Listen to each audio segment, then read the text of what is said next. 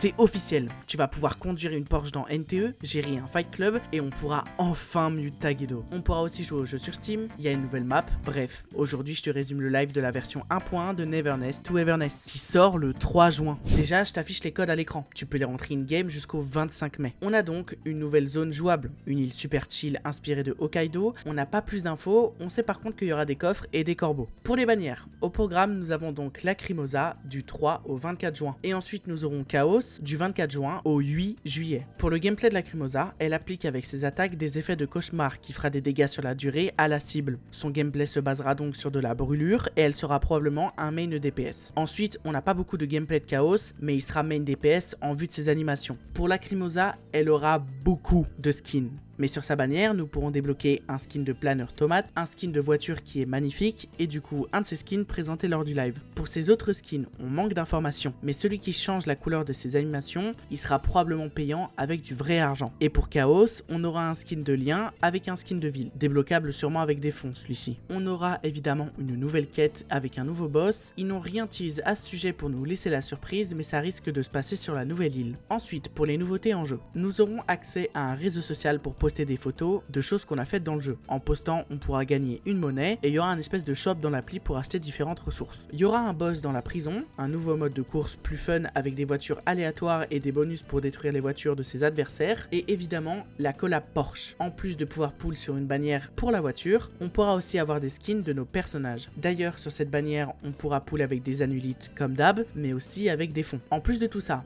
à la tour Porsche, on pourra acheter une propriété avec un ascenseur à voiture dedans. Côté amélioration, nous aurons un redesign des modèles 3D de personnages annoncés comme Hiroa par exemple. On pourra enfin mute Tagedo. Il y aura de la conduite automatique, les dialogues pourront être skip sans attendre la fin. Aussi, quand on skip les dialogues, il y aura un petit résumé de l'histoire. Il y aura des points de TP à la banque et à la cabane de la sorcière et plein d'autres d'améliorations de quality of life. Pour les events, en plus du mode de course plus fun, on pourra gérer son propre fight club. On n'a pas plus d'infos dessus, mais pour ceux qui ont vu le film, je pense que vous savez ce qui nous attend. On aura évidemment un event de connexion sur 7 jours qui nous donnera 7 pools. Ils offrent aussi 5 pools perma, 5 pools d'armes et 5 solutions à la première connexion pendant la mise à jour. Et comme mentionné en intro, on pourra désormais jouer à NTE sur Steam, mais aussi sur le launcher d'Epic Games et le Galaxy Store. Et pour ceux qui demandaient, le jeu arrive aussi sur GeForce Now. Et pour le dernier event, on aura 2 events de double récompense, un event qui doublera les fonds gagnés et un autre qui doublera les récompenses de farm. Si le résumé t'a plu, oublie pas de t'abonner et le Discord est en bio.